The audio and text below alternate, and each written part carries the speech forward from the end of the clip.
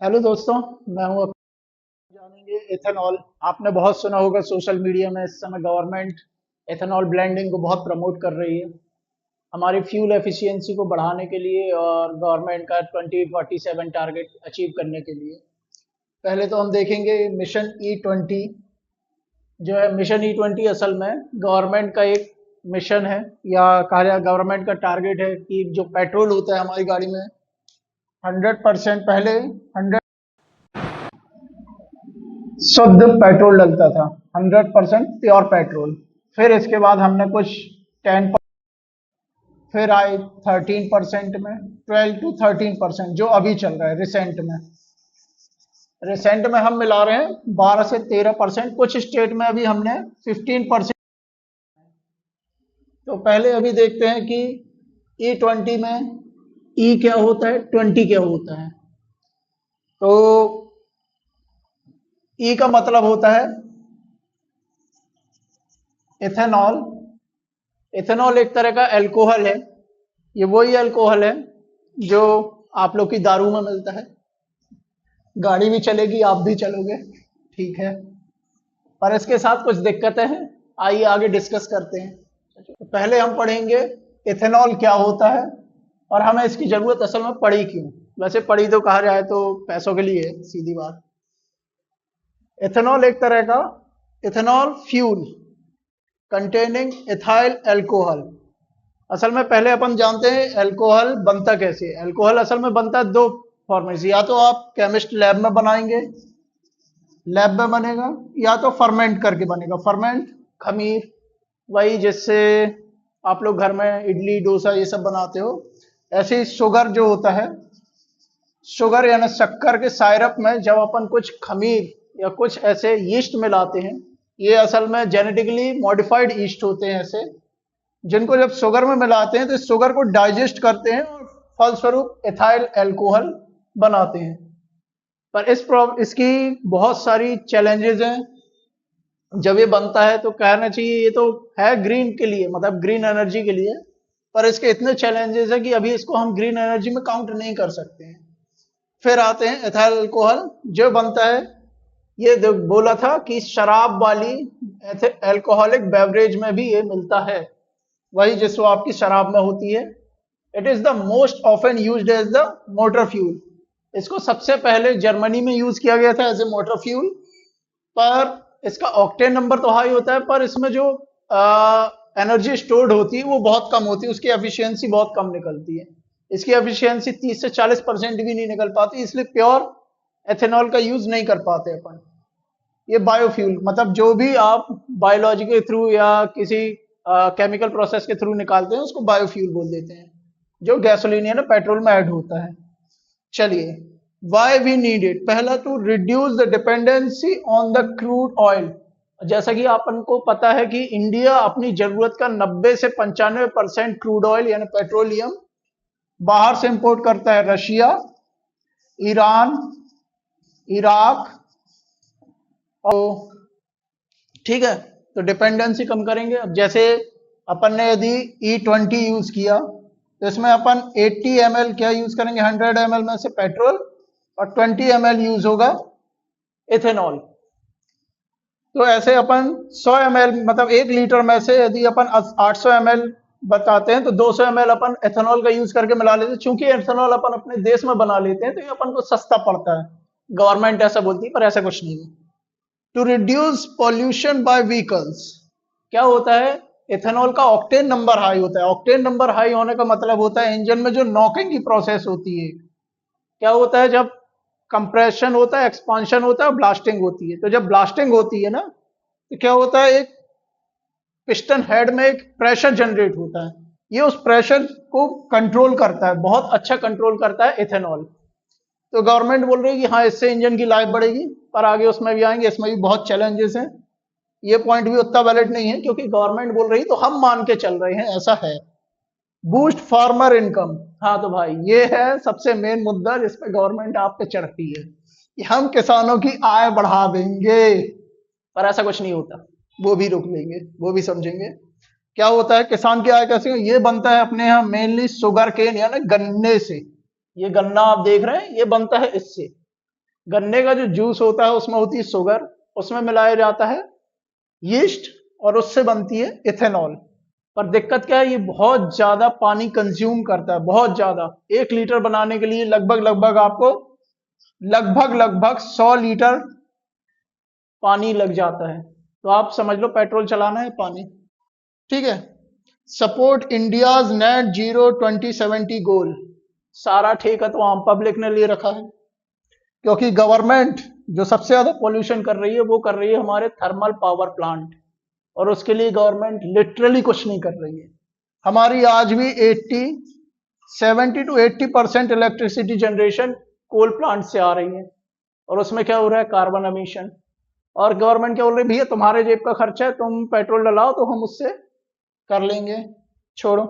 इसका सबसे अच्छा सॉल्यूशन है न्यूक्लियर पावर प्लांट, पर वो गवर्नमेंट करेगी नहीं, बोलेगी बेटा आप एक काम करो, इथेनॉल डलवा लो, उससे हम आपका कार्बन फुटप्रिंट कम कर लेंगे। छोड़ो, सब गवर्नमेंट की बातें, बड़ी बड़ी बातें आप कर लेंगे। अब आते हैं व्हाट इज E20 फ्यूल। बता चुके वैसे, आपको एक बार और रिपीट कर देते हैं। E20 यानी पेट्रोल ब्लेंडेड विद 20% इथेनॉल, वही 80% पेट्रोल 20% इथेनॉल। फिर आता है ethanol is derived with sugar cane, वही पुराना बता दिए, गन्ने से निकलता है, गन्ना चूस के। द इनिशियल टारगेट ऑफ, हाँ ये गवर्नमेंट का था कि पहले टारगेट था 2022 तक 10% करेंगे, और फिर आया भाई 25 नहीं 30 तक था कि पहले हम 30 तक करेंगे। फिर नितिन गडकरी साहब को पैसों की जरूरत पड़ी तो उन्होंने बोला नहीं 2025 में ही कर लेते हैं अपन, तो 2025 में ही 20% इथेनॉल पे आ गए अपन। अपनी स्लाइड है अगली, क्या, गवर्नमेंट के टारगेट्स। वैसे गवर्नमेंट का, मोदी गवर्नमेंट का एक ही टारगेट है, मिडिल क्लास की जेब खाली करना। उसके नए नए तरीके ढूंढते रहते हैं, एक नया तरीका ये भी है। India hits 20% ethanol blending 5 year ahead of schedule. Schedule था 2030 का, हमने अचीव कर लिया 2025 में। विकसित देश बनने वाले थे 2047 में, और अब बन जाएंगे 2025 में। चलिए आते हैं, ओरिजिनल टारगेट था 2030 का, प्रीपोन्ड कर दिए क्योंकि नितिन गडकरी जी को जरूरत पड़ गई पैसों की 2025-26 में, थोड़ी जरूरत और पड़ गई, तो पहले हम 12-13 पे थे, 20 पे आ गए। और nation wide roll out by, मतलब 2025 से 26 तक हम पूरे देश में 20% इथेनॉल यूज करेंगे। पर सबसे बड़ी दिक्कत, पेट्रोल पंप में 20% के अलावा दूसरा ऑप्शन मिलेगा नहीं, तो आपकी पुरानी गाड़ियां गई तेल पीने। चलो अब आते हैं इम्पैक्ट ऑन ऑटो इंडस्ट्री। जरा सोचो, आपको कोई बोले कल पूड़ी बनानी है, आज भी आपने पूड़ी बनाई थी, पर कल जो पूड़ी बनानी है उसमें आपको तेल दूसरा यूज करना है, उसमें आटा भी दूसरा यूज करना है, तो आपको रिसर्च करनी पड़ेगी। सेम यहाँ है, पहले 10% था, फिर 12-13 में आए, फिर आएंगे 20 में, और अगला टारगेट जो है 2027 या मे भी अच्छा चल गया तो 30 तक भी हमको 28% करना है, क्योंकि नितिन गडकरी साहब को हमारे देश की बहुत चिंता है और पॉल्यूशन कम करना है। तो auto makers must redesign engine for, अभी जो इंजन चल रहे हैं वो चल रहे हैं BS6 नॉर्म्स पे।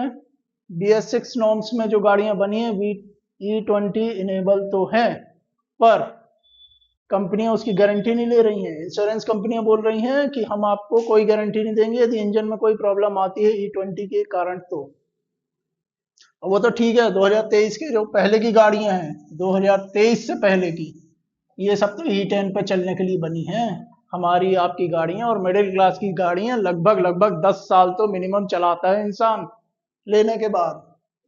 अब बोलते हैं ऑटो इंडस्ट्री पे क्या इफेक्ट पड़ेगा, चलो इस पे आते हैं। ऑटो इंडस्ट्री पे ऐसे इफेक्ट पड़ेगा भाई, हर 2 साल बाद नए नियम आते हैं, ऑटो इंडस्ट्री को रिसर्च एंड डेवलपमेंट में खर्च करना पड़ता है। वो खर्च कहां से निकालेगी ऑटो इंडस्ट्री, हमारे आपके जेब से। सीधी बात आएगी, कॉस्ट बढ़ेगी, कॉस्ट बढ़ेगी, सप्लाई तो ज्यों की त्यों है, मैन्युफैक्चरिंग कॉस्ट बढ़ जाएगी, मैन्युफैक्चरिंग कॉस्ट बढ़ जाएगी, लोड किस पे पड़ेगा, आम जनता पे, आम जनता बढ़ेगी। तो प्राइस बढ़ जाएगा, प्राइस बढ़ जाएगा, आम जनता खरीदना कम पड़ जाएगी। क्यों? क्योंकि पॉकेट में पैसा नहीं है, टैक्स इतना है। चलो, must redesign engine for flex fuel vehicles under development. हमारे देश में अभी भी इतनी अच्छी टेक्नोलॉजीज नहीं है कि हम फ्लेक्स फ्यूल पे काम, और मैन्युफैक्चरर्स, वही बोला, रिसर्च और डेवलपमेंट में खर्चा होगा तो मैन्युफैक्चरिंग की कॉस्ट बढ़ जाएगी। R&D इन्वेस्टमेंट नीडेड, इस पेपर सर 2 to 3 व्हीलर्स, क्या बोला है? रिसर्च एंड डेवलपमेंट इन्वेस्टमेंट, हाँ इस पे तो हम खर्चा करते ही नहीं।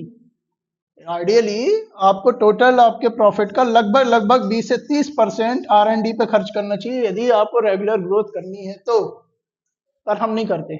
हम दूसरे देशों से टेक्नोलॉजी ले लेते हैं दान दक्षिणा में, उसमें काम चलाते रहते हैं। तो सीधी बात यह है कि जितनी ज्यादा नॉर्म्स चेंज होंगे गाड़ियों को उतना एफिशिएंट बनाना पड़ेगा। एफिशिएंट बनाने के लिए चाहिए पैसा, वो पैसा लगेगा R&D पे, R&D बढ़ाएगी कॉस्ट, कॉस्ट बढ़ाएगी, और कॉस्ट बढ़ाएगी तो कार की कीमत होगी ज्यादा, कार की कीमत होगी ज्यादा, और आपके पॉकेट में है पैसा कम, तो आप खरीदोगे कम, इनडायरेक्टली ऑटो इंडस्ट्री डूबेगी। अब ये कितनी बड़ी इंडस्ट्री है इसका तो आपको अंदाजा भी नहीं होगा कि इस इंडस्ट्री के डूबने से इंडिया की GDP तक गिर सकती है, और कितनी गिर सकती है इसका अंदाजा आप लगा लो। एक ऑटो इंडस्ट्री सबसे पहले लोअर बेस में मैकेनिक को काम देती है, मैकेनिक को काम देने के बाद इंजीनियर्स को काम देती है, मैकेनिकल इंजीनियर्स, हाँ, और इलेक्ट्रॉनिक्स, इसी सारे प्रकार के इंजीनियर्स ऑटो इंडस्ट्री के अंदर काम करते हैं। और तो और भैया इसके बाद क्या, हाँ, छोटे छोटे मैन्युफैक्चरर, नट बोल्ट्स, ये सब भी ऑटो इंडस्ट्री को सप्लाई होते हैं, तो पूरे देश की आधी से ज्यादा GDP ये चला लेते हैं। और यदि इनकी डिमांड कम हो गई ना, सब घर में बेरोजगार बैठेंगे। इम्पैक्ट ऑन ओल्ड व्हीकल्स, 2023 के पहले की जितनी गाड़ियां हैं वो E20 एनेबल नहीं है, वो ज्यादा 12 से 13% इथेनॉल ही झेल पाएंगी। उसका रीजन, उनके जो फ्यूल्स, क्या होता है, टैंक से लेकर के इंजन तक में जब फ्यूल जाता है तो वो बहुत सारी चीजों से गुजरता है। पहले फ्यूल फिल्टर होता है, फिल्टर होने के बाद वो पाइप से जाता है, तो वहां पास एक नॉब लगा होता है जैसे आप ऑन ऑफ करते हो, कार में वो भी नहीं होता। फिर एक फ्यूल इंजेक्टर होता है, फ्यूल इंजेक्टर से पहले एक सेंसर होता है जो डिटेक्ट करता है भाई कितना फ्यूल हमको भेजना है RPM के अकॉर्डिंग।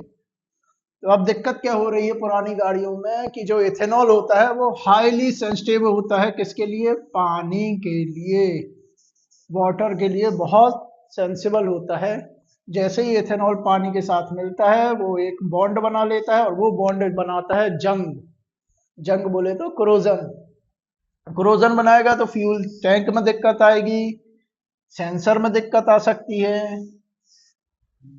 फ्यूल इंजेक्शन में दिक्कत आ सकती है, और आखिरी में तो इंजन में तो आएगी ही आएगी भाई। उसमें पिस्टन रिंग होता है, पिस्टन होता है, सिलेंडर वॉल होती है, क्रैंकशाफ्ट होती है, जो डायरेक्ट कांटेक्ट में आते हैं फ्यूल के। तो क्या दिक्कत आ रही है? पहले तो older vehicles design for E10, सीधा बोला कि E12 तक झेल सकते हैं, इसके आगे नहीं झेल पाएंगे। Risk of corrosion of fuel parts, ये बता दिया आपको। 2 से 5% फ्यूल की एफिशिएंसी कम हो रही है। क्यों? क्योंकि आपको बताया कि जो इथेनॉल एनर्जी देता है पर लीटर वो कंपैरेटिवली बहुत कम होता है, लगभग 20 से 30% कम एनर्जी देता है पेट्रोल के मुकाबले। तो जब 1 लीटर में 800 ml ही पेट्रोल होगा तो एनर्जी भी उसी हिसाब से मिलेगी। इथेनॉल 200 ml है तो उसकी एनर्जी कम हो जाएगी। फिर आता है हायर मेंटेनेंस कॉस्ट। कैसे भाई? अब जब गाड़ी चलाओगे, ये खराब होगा, ये खराब होगा, ये खराब होगा, ये खराब होगा, बार बार चेंज कराओगे, हाँ रोजगार जनरेट हो जाएगा, मैकेनिक के पास काम आएगा, रोजगार जनरेट होगा। खैर छोड़ो, हमारी गवर्नमेंट के हिसाब से तो तेल में भजिया पकड़ना भी रोजगार है। गवर्नमेंट एश्योरेंस मिनिमम हार ग्रेजुअल रोल आउट। गवर्नमेंट बोल रही है कि हम क्या करेंगे, मिनिमम हार्म वाले डिजाइन रखेंगे और ग्रेजुअल रोल आउट करेंगे। अब वो गवर्नमेंट ही जाने ऐसा कुछ कर पाएगी या नहीं कर पाएगी। ये है कुछ प्रॉब्लम सिस्टम में जो इम्पैक्ट आएंगे। रफ आइडलिंग, जब गाड़ी खड़ी रहती है तो नॉक नॉक की आवाज आएगी, इंजन नॉकिंग, इंजन नॉकिंग मतलब कि जैसे ही पिस्टन ट्रेवल होगा तो उसमें एनर्जी कम जनरेट होगी, फ्रिक्शन ज़्यादा होगा। ये इंक्रीज वियर एंड टियर, वही फ्रिक्शन ज़्यादा होगा तो घिसाव ज़्यादा होगा, घिसाव ज़्यादा होगा तो पार्ट्स घिसेंगे, खराब होंगे जल्दी, एफिशिएंसी कम हो जाएगी, फ्यूल लीक होने का सिस्टम आ जाएगा। On seals and pumps specially in order of non E20 vehicles. जितनी सील्स होती है रबड़ की होती है, आपको पता है रबड़ में गर्मी और पानी से क्या होता है। एक रबड़ लो आप, उसको पहले हीट दो, फिर उस पर पानी छिड़को, फिर हीट दो, फिर पानी छिड़को, भुर भुर होके गिरेगी, रबड़ खत्म, सील खत्म, वो भी डलाओ।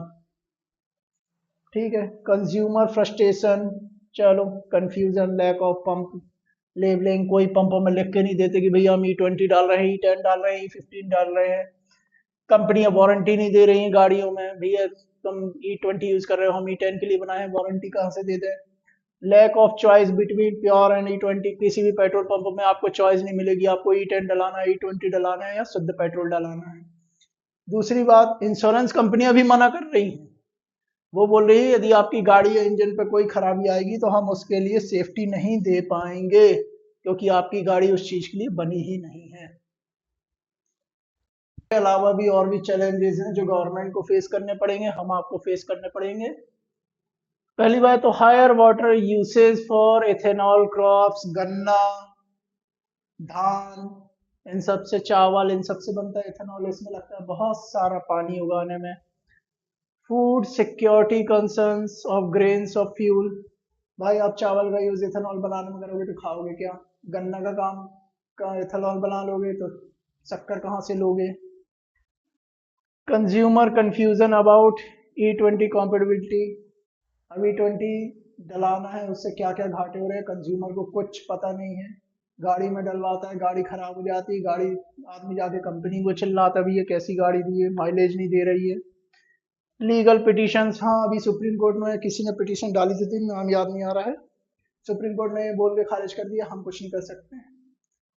जरूरी नहीं है, हम इसको मेंशन ही नहीं करेंगे, इसको हम लेंगे नहीं, पिटीशन ही कैंसिल कर दी सुप्रीम कोर्ट ने, बोल दी कोई जरूरत नहीं है सारे पेट्रोल पंपों में ऑप्शन देने की।